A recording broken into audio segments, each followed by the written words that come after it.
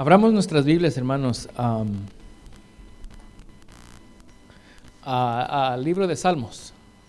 Libro de Salmos, capítulo 7.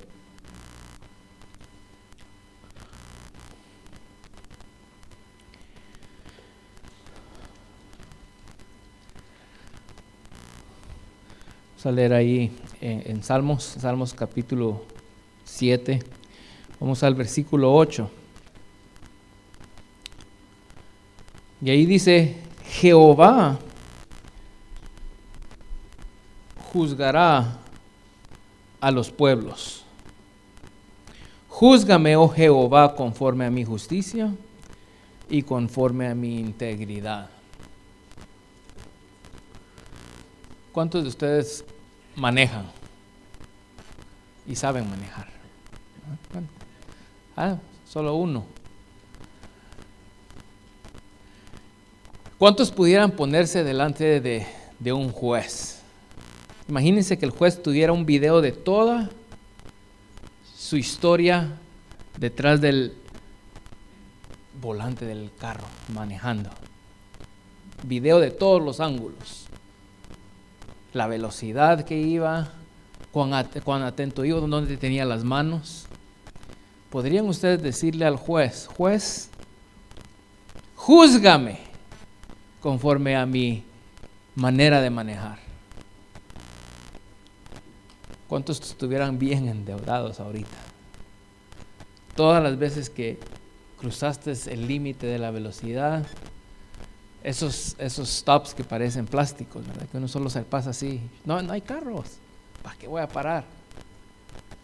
Hasta el que maneja mejor, de todos nosotros aquí, el más obediente.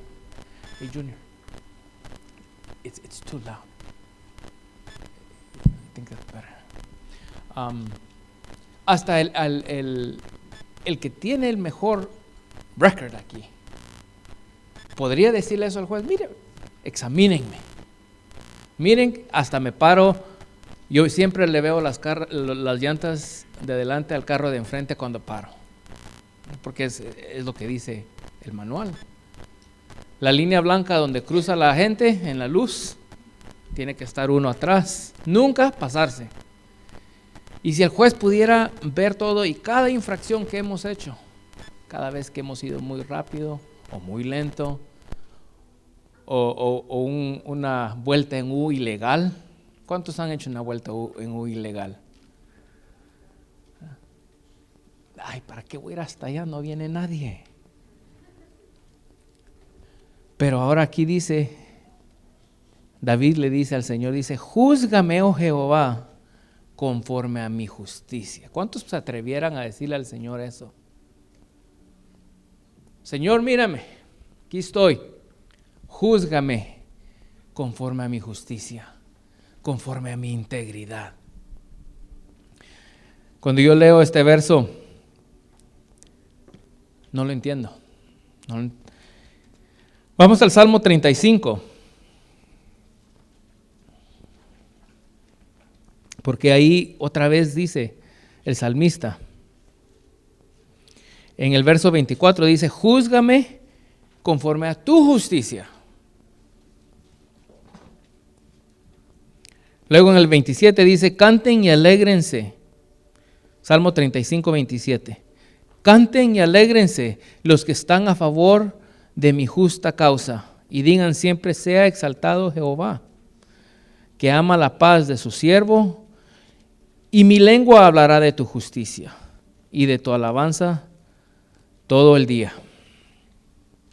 Amén.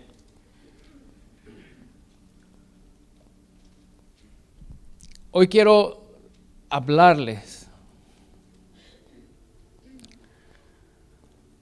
a tres tipos de personas.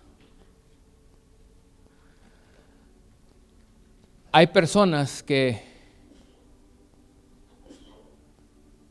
saben y viven con la carga de su pecado. Saben que no dan, que no hay justicia en ellos.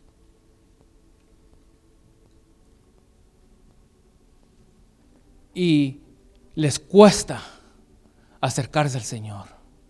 les cuesta vivir para agradar al Señor. Porque saben que han fallado, saben que no son lo suficiente, saben que como padres han fracasado, saben que como trabajadores han fracasado, saben que le han fallado al Señor, que pecan de continuamente. Hay otro tipo de personas que hacen las mismas obras, pero no les importa, como que no sienten.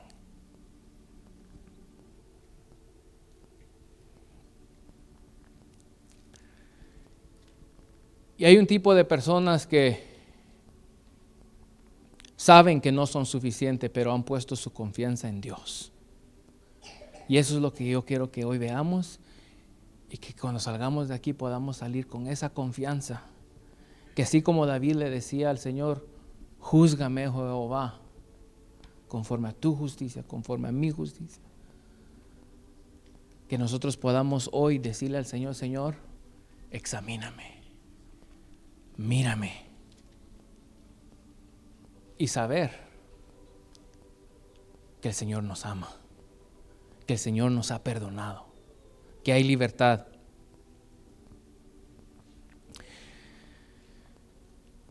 La culpabilidad y la condenación es la táctica del enemigo. La Biblia le llama el acusador. En Apocalipsis le dice el acusador de los hermanos. Viene el acusador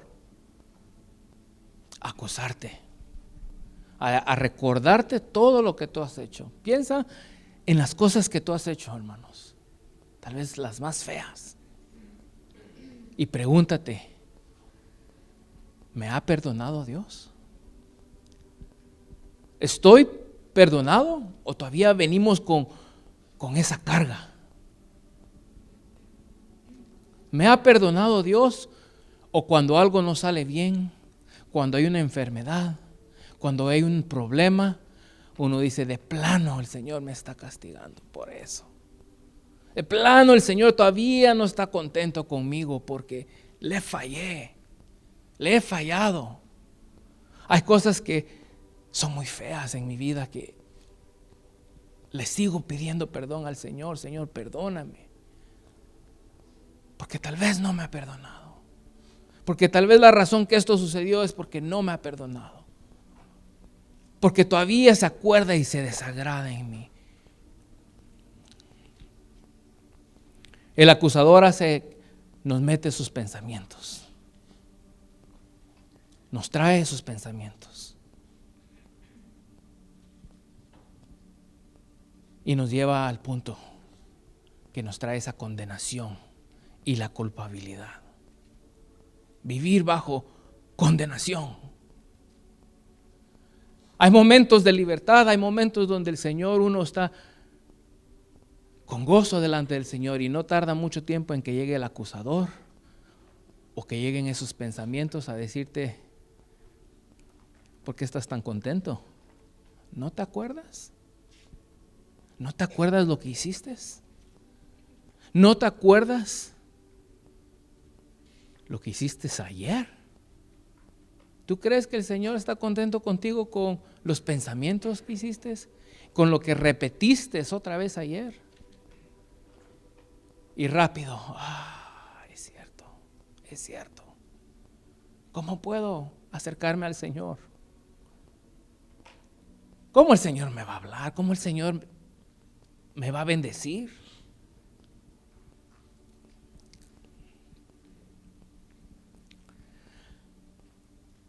Hay gente que es culpable, pero no tienen el sentimiento de la culpabilidad.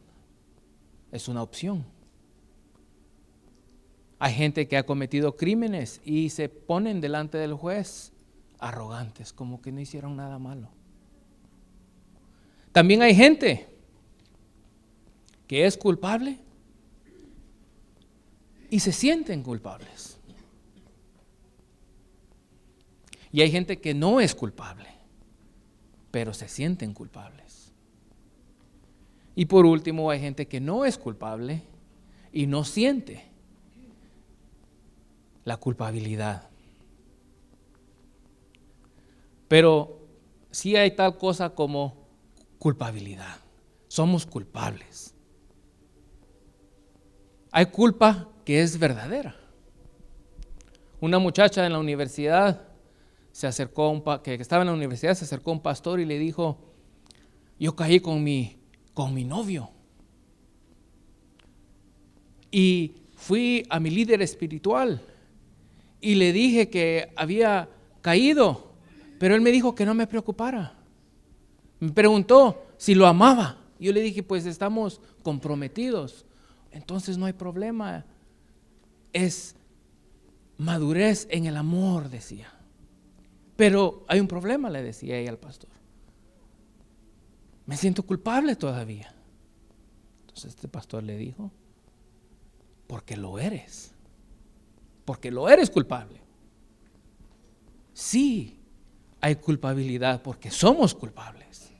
Porque sí hemos hecho algo. Eso es verdadera culpabilidad.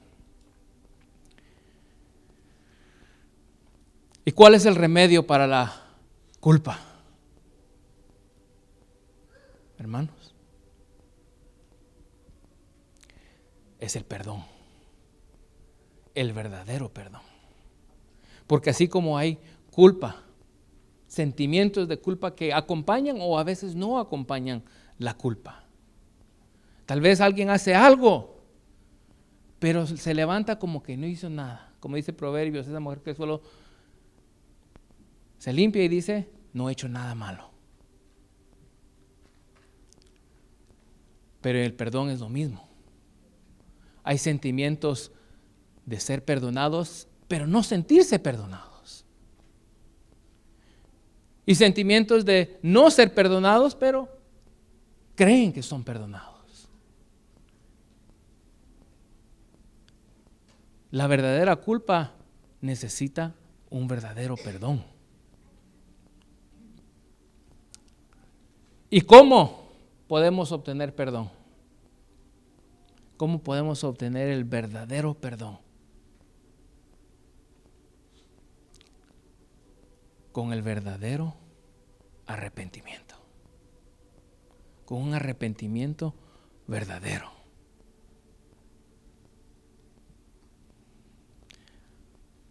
Y ese arrepentimiento, nadie se puede arrepentir por ti. Ni tú te puedes arrepentir por nadie más. Tiene que ser individual y tiene que ser real. ¿Crees que si solo dices: ay, Señor, perdóname? Ay, a veces ya ni perdón.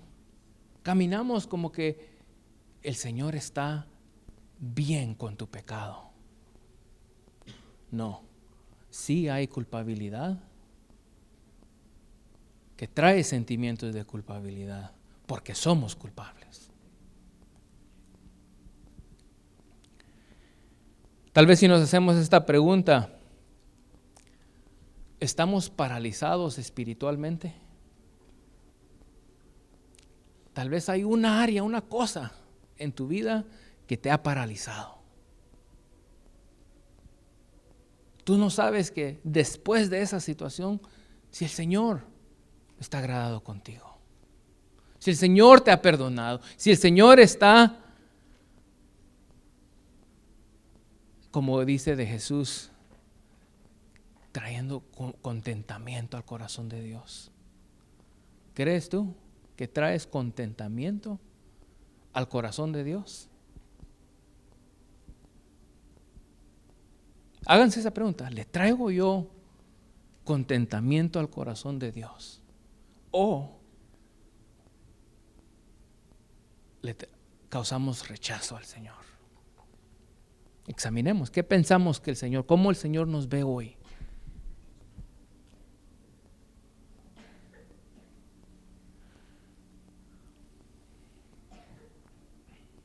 Si identificamos esas áreas, creo que vamos a poder buscar ese arrepentimiento.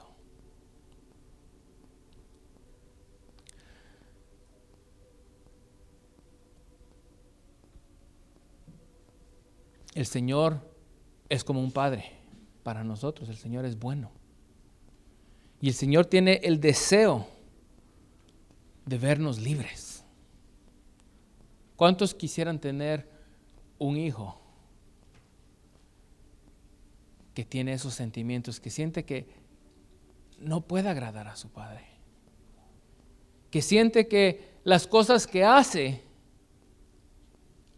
nunca van a ser suficientes? ¿Quisieran tener un hijo así? ¿Qué le dirían a un niño que siempre anda con temor de salir de su cuarto, de hacer aquí, de ahí? Porque nada va a agradar a mi padre.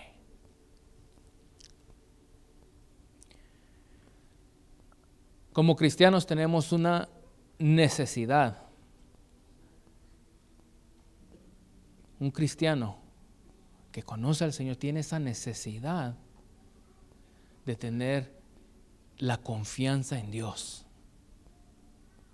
Confianza que el Señor te ha perdonado, que el Señor te ha redimido y que te ha dado vida eterna y que te ama. Pero algunos se han acostumbrado a vivir con la incertidumbre de eso. Se han acostumbrado a que nuestra relación con Dios depende de cómo nos sentimos. Si hoy estoy con gozo, el Señor me ama. Pero si hoy le fallé al Señor, el Señor no me ama. El Señor no me quiere ni ver.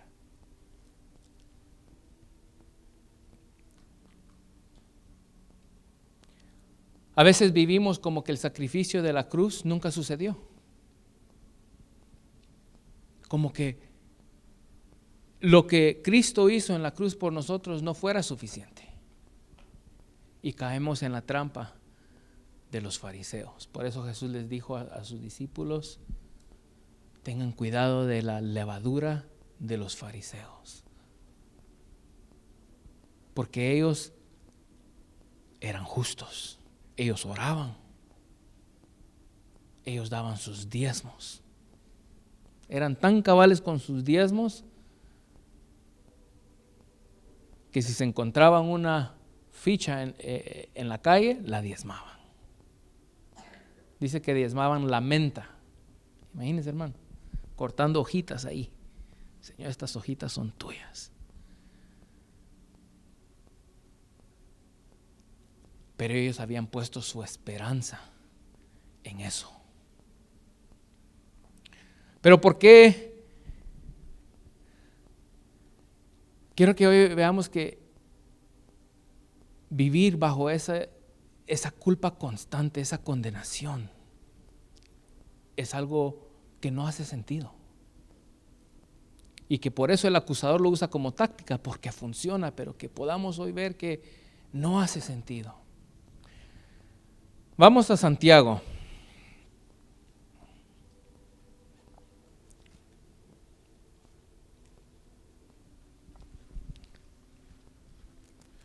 En Santiago capítulo 2,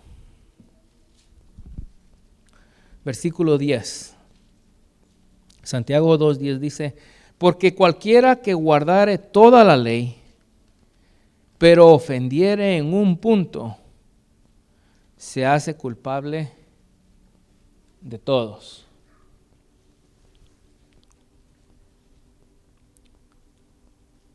Que obedecen en todo, pero excepto una cosa, delante de Dios son culpables.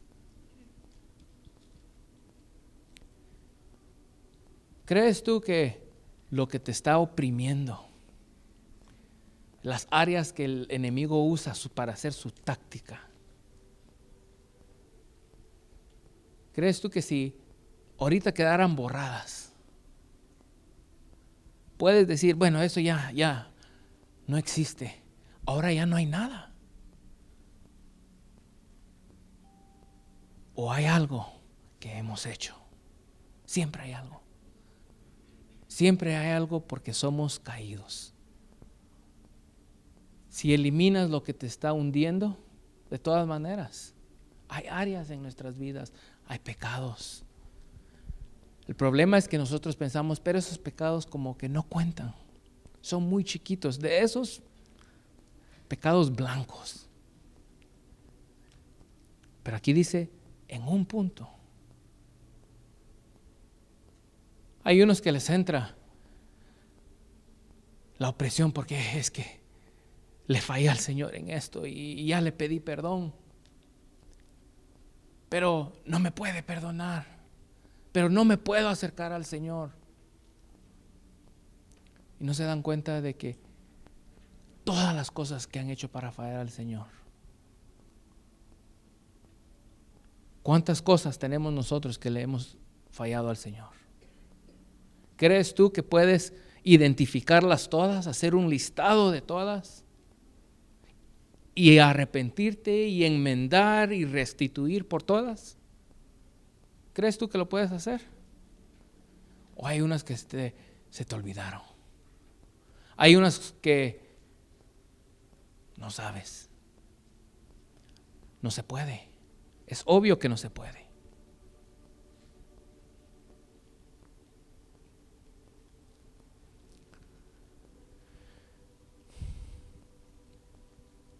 Por eso en Lucas 17 hay una parábola de un siervo. Jesús habla de un siervo que va a hacer su trabajo y luego que regresa y le dice que sirva. Y dice que si le darían gracias. Sí.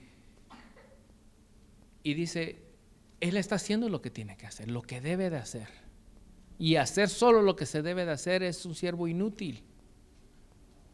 Hermanos, nosotros hacemos todo lo que debemos hacer o fallamos. Hermanos, somos deudores de una deuda que nunca podremos pagar. Aunque tú pudieras y te esforzaras, ¿podrías pagar tu deuda? ¿Podrías tú en realidad restituir y arrepentirte una por una y acordarte de todas?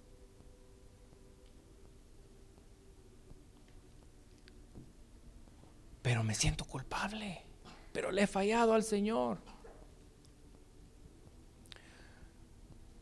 Una mujer se acercó a un pastor y le dijo que le he orado al Señor vez tras vez y me he arrepentido, pero todavía me siento culpable.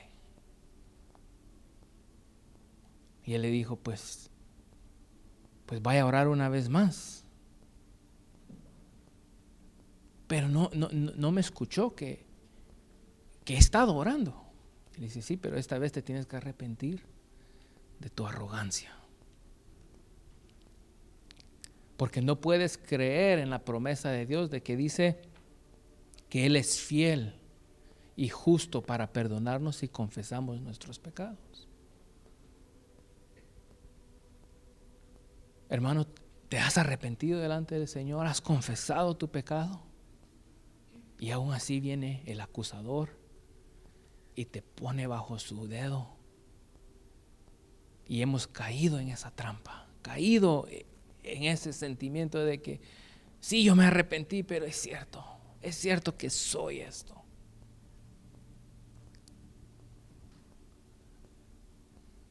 Que pensemos que el sacrificio del Señor no es suficiente, que nosotros tenemos que enmendar nuestro pecado, que nosotros tenemos que compensar, añadirle, porque si nosotros no lo hacemos, el sacrificio de Jesús no cubre tanto, no perdona tanto.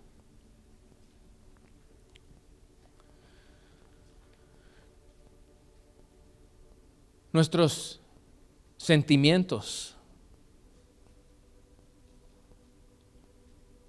puede o a veces no acompañar en realidad cómo estamos delante del Señor.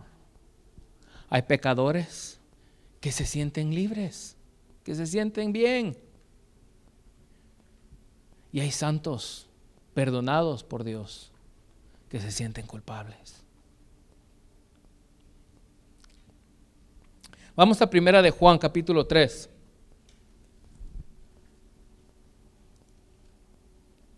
Versículo 19. Primera de Juan, capítulo 3, versículo 19. Y dice, y en esto conocemos que somos de la verdad, y aseguraremos nuestros corazones delante de Él, pues si nuestro corazón nos reprende, mayor que nuestro corazón es Dios, y Él sabe todas las cosas. Amados, si nuestro corazón no nos reprende, confianza tenemos en Dios, y cualquiera cosa que le pidiéremos la recibiremos de Él, porque guardamos sus mandamientos y hacemos las cosas que son agradables delante de Él. Y este es su mandamiento, que creamos en el nombre de su Hijo Jesucristo y nos amemos unos a otros como nos lo ha mandado. Y el que guarda sus mandamientos permanece en Dios y Dios en Él, y en esto sabemos que Él permanece en nosotros por el Espíritu que nos ha dado. Empieza hablando de si nuestro corazón nos reprende.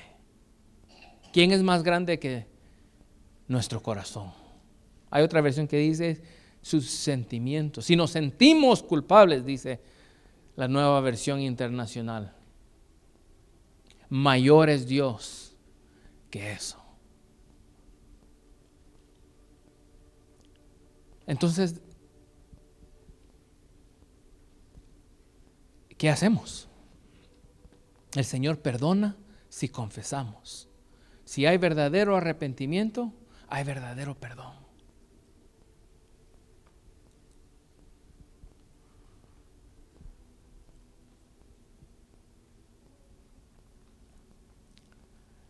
El Espíritu dice aquí, y en esto sabemos que Él permanece en nosotros por el Espíritu que nos ha dado.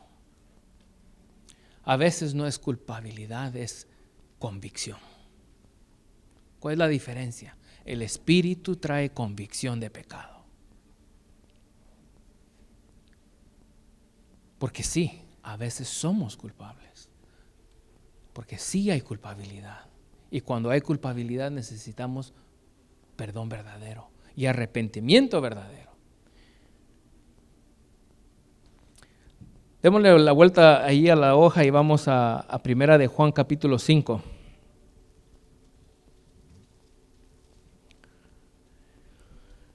Porque aquí el Señor quiere que tengamos esa certeza, esa confianza. Si alguien tuviera un trabajo aquí donde lo tienen amenazado, con una más, te despido. Tal vez en construcción, con un clavo en el lugar equivocado te vas. ¿Cómo trabajaría ese trabajador? Pues con miedo. Sí, tal vez trataría de ser más cuidadoso, pero últimamente, ¿quién no va a cometer un error? Y entra un temor. ¿Cómo puede uno hacer que un trabajador tenga más éxito? Es que el deseo venga de él mismo, de hacer mejor trabajo y saber que cuando se equivoca es para aprender, no para ser juzgado, no para que pague, no para que se lo saquen de su cheque. Que cuando hay errores es para que él aprenda a ser mejor. Esos son los empleados que crecen. Los que no crecen son los que están ahí viéndolo el jefe con cámaras por todos lados. No, que te tomaste, ¿por qué viniste 30 segundos tarde de tu break de 15 minutos? ¿Qué pasó? Explícame. Son empleados que viven más oprimidos, pero los que les dan la confianza, adelante, equivócate, aprende. Llegan a interesarse y a invertir en su propio trabajo más que el miedo a perder su trabajo.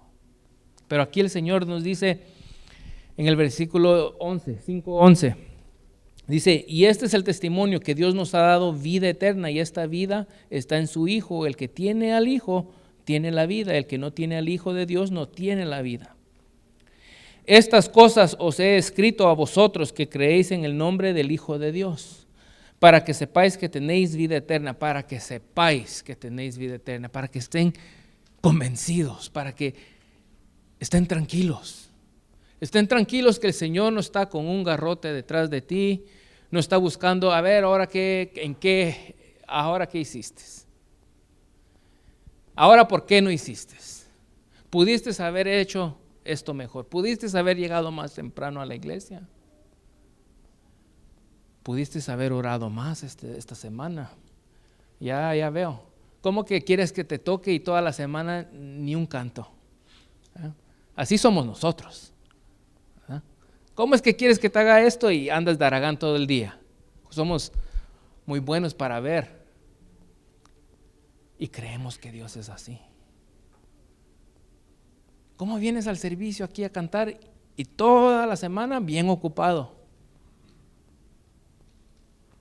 Tal vez algunos tienen temor, Señor, tengo temor que me vas a quitar las bendiciones. Mejor oro, mejor me acerco porque puede que me lo cobres. Y cuando sucede algo, el Señor me está cobrando. Si tan solo hubiera sido fiel al Señor, tal vez no hubiera tenido este accidente. Si tan solo hubiera sido más fiel en mi lectura, tal vez no hubiera sucedido este problema. Sigamos leyendo. Dice, y esta es la confianza que tenemos en Él, que si pedimos alguna cosa conforme a su voluntad, Él nos oye. Y si sabemos que Él nos oye en cualquiera cosa que pidamos, sabemos que tenemos las peticiones que hayamos hecho. Aquí es donde quiero llegar, hermanos. Ahí dice, si alguno, creo el versículo 16. Si alguno viera a su hermano cometer pecado que no sea de muerte, pedirá a Dios y le dará vida. Esto es para los que cometen pecado que no sea de muerte. Hay pecado de muerte, por el cual yo no digo que se pida. Toda injusticia es pecado, pero hay pecado no de muerte. ¿Qué es eso? ¿Cuál es la pregunta obvia aquí? Pues ¿cuál es el pecado de muerte y cuál es el pecado que no es de muerte? Pablo nos contesta esta pregunta en Romanos. Vamos a Romanos.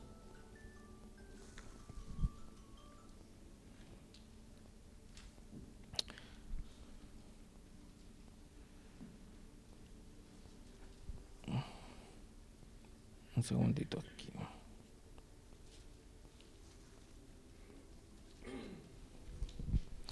Romanos 6, capítulo 6, verso 15. Dice, ¿qué pues? ¿Pecaremos porque no estamos bajo la ley, sino bajo la gracia? De lo que estamos hablando hoy. ¿Qué pues? Si el Señor ya nos ama y el Señor va a estar contento conmigo, ya soy su hijo, ¿puedo hacer lo que yo quiera? Porque Él me va a perdonar. Es lo que Pablo está diciendo. En ninguna manera. ¿No sabéis que si os sometéis a alguien como esclavos para obedecerle, sois esclavos de aquel a quien obedecéis, sea del pecado para muerte o sea de la obediencia para justicia? Ahí están los dos pecados. El pecado para muerte es el que llegamos a hacer porque ya no nos importa. Porque ya estamos tranquilos. Ya no hay convicción en tu corazón. Ya no hay un deseo de enmendar el pecado. Ya vive contigo. Ya lo traes aquí. Ya lo aceptaste. Ya no hay arrepentimiento. Ya no hay perdón real. Y ese es uno de los tipos de personas que hoy quiero que reflexionemos y pensemos. Tengo yo un pecado que estoy ya viviendo con él. Ya lo acepté. Ya le inventé una excusa. Ya lo justifico. Hay cristianos, hay un pastor que dice que oye un hombre justificar su adulterio, que el Señor dice que para él eso estaba bien, ¿por qué? Por la situación en la que él vivía. Hay pecado para muerte, pero hay otro pecado que no es de muerte, el que está hablando Juan, y es el que hacemos en obediencia. Señor, yo te fallé aquí, pero yo no le quiero dar rienda suelta a mi carne. Yo te fallé aquí, pero nunca más lo quiero volver a hacer. Señor, ayúdame. Dame la victoria. Aborrezco lo que hago. Quiero obedecer. Quiero ser esclavo a la obediencia de tu justicia. Entonces los pecados que cometemos bajo esa condición, bajo ese sentimiento de yo quiero ser fiel a Dios, pero fallé, no son pecados de muerte. Ahí está el problema, pero porque y si los sentimientos nos dicen, no, yo estoy bien. El Señor sabe que yo quiero cambiar, que yo quiero ser diferente, que quiero ser mejor. El Señor conoce. Por eso leímos en Juan 3 donde dice el Señor conoce el corazón. Y en Juan 5 donde dice que mayor que nuestro corazón es Dios. Él sabe. Él sabe si en tu corazón en realidad hay un deseo de dejar el pecado. O hay un deseo o hay una excusa. El Señor ya sabe.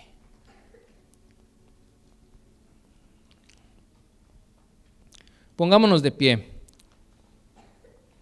Voy a leer en Tito. Pablo escribiéndole a Tito en el capítulo 3, versículo 4 dice: pero cuando se manifestó la bondad de Dios nuestro Salvador y su amor para con los hombres, nos salvó. No por obras de justicia que nosotros hubiéramos hecho, lo mismo. No porque ya dejé de hacer las cosas que no le agradan al Señor, ahora el Señor me salvó, no. Sino por su misericordia, por el lavamiento de la regeneración y por la renovación del Espíritu Santo. El Señor ayuda y camina con los que pecan no de muerte, con los que son esclavos a la obediencia y a su justicia.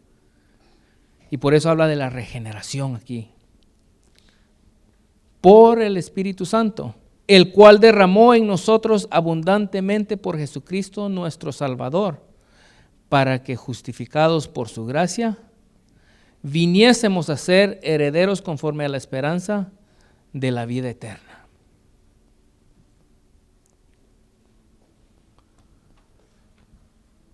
Por eso hablan de la gracia barata. La gracia diciendo, Dios es misericordioso, Dios perdona a todos. O peco hoy y mañana en la mañana Dios me perdona. El Señor conoce el corazón y ve. Hay sinceridad en tu corazón. Hay un deseo de en realidad ser esclavo a la obediencia.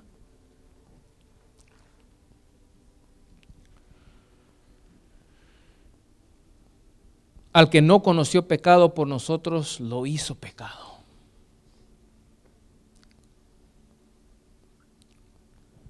Por eso el Señor dice que Él nos ha vestido con la justicia de Cristo. Es la única esperanza. Si tú piensas que vas a presentarte delante del Señor a cuentas, mira, Señor, toda la deuda que todos mis pecados, yo los redimí. Yo lo hice listado, compuse todo. No le debo nada a nadie. Estás equivocado. ¿Qué nos salvará? Es solo decir, Señor, como le decía David, si tu justicia no está sobre mí, si cuando tú me ves, ves mi deuda, no hay esperanza. Pero si cuando tú me ves la justicia de Cristo en mí, no importa todos mis errores, tú me amas, tú me anhelas.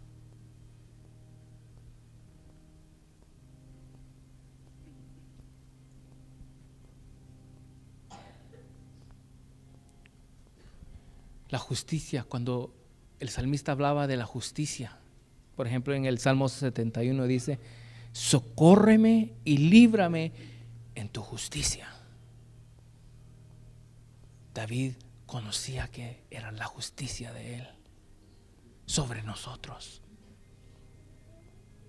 Cuando él le decía al Señor, como leímos en el Salmo 35, júzgame conforme a tu justicia. ¿Quiere eso? Sí. Señor, mira la justicia de Cristo sobre mí y mírame, soy santo, soy íntegro.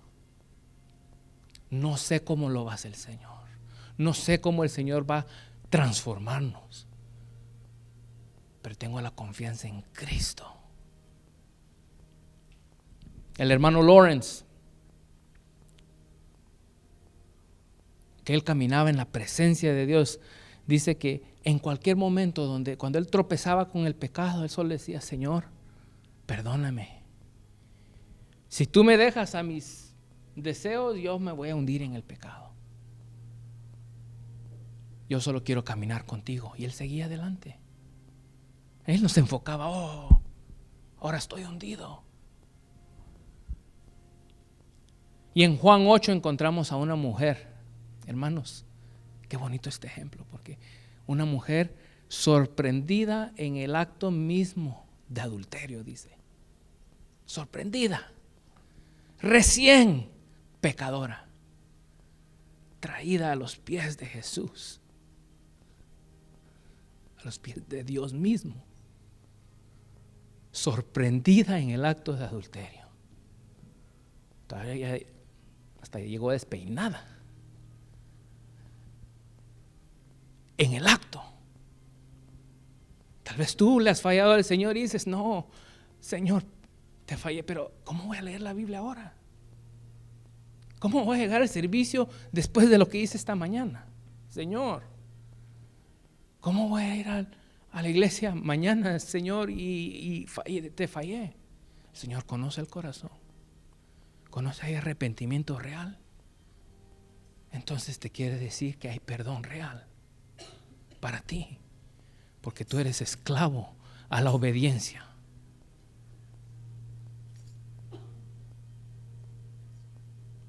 Me estaban diciendo de una llamada a un programa de esos talk shows, pero cristiano, donde es muy común que parejas se sienten culpables porque tuvieron un noviazgo no muy bueno, y ahora cuando hay problemas en mi matrimonio, el Señor me está castigando porque no fui puro, porque no fui fiel. O que el Señor traiga paz hoy, te diga, no te estoy cobrando nada, yo te amo. Camina en obediencia y sigamos adelante, búscame. Y es lo que pasó con esta mujer, que la tiraron ahí a los pies de aquel que puede decidir dónde termina tu alma. Oh, qué pánico, caer a los pies del juez y tirada ahí. Jesús le dice, ¿dónde están los que te acusan?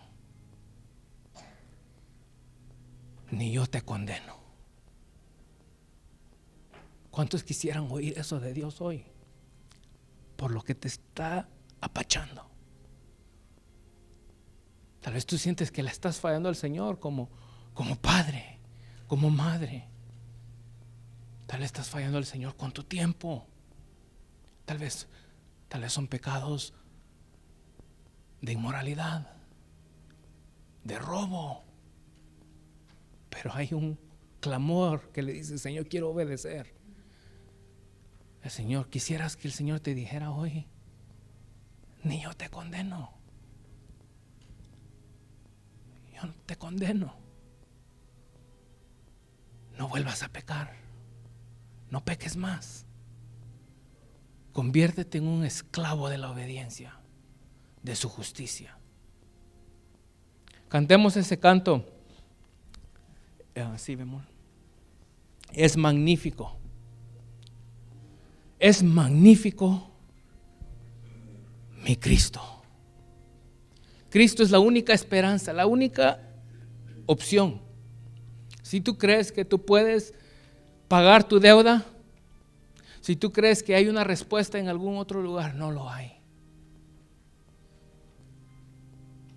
Es el Espíritu de Dios en ti, que traiga convicción y que traiga perdón real y que traiga esa gozo y libertad. Gozo y libertad. Que Él te dice: yo no te condeno. Yo sé quién eres. Yo no te condeno. Caminemos juntos.